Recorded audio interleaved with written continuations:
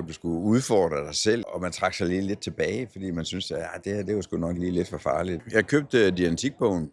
Jeg tror, jeg læste den i løbet af nærmest en weekend. Det gik i hvert fald hurtigt. Jeg har læst mange forskellige bøger. Og det her, det var så den første, som virkelig fangede mig. Så jeg åd den simpelthen. Ja, det var simpelthen det første praktisk anvendelige stykke værktøj om sindet, jeg havde læst om. Efterfølgende må jeg sige, at jeg har godt nok brugt diagnostik meget i mit liv. Altså virkelig meget. Alle uønskede fornemmelser, holdninger, situationer, emotioner.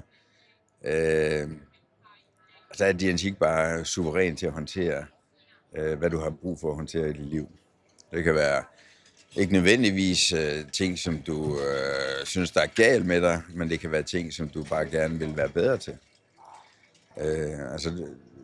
Jeg brugte det specifikt i området, hvor du skulle udfordre dig selv, og man trak sig lige lidt tilbage, fordi man synes, at det her det var sgu nok lige lidt for farligt, eller det var for udfordrende, eller det var det ene eller andet. Og så kunne du tage fat i nogle af de der fornemmelser, eller nogle af de der ting, som gjorde, at du trak dig lidt tilbage, eller at du ikke bare kastede dig ud i det.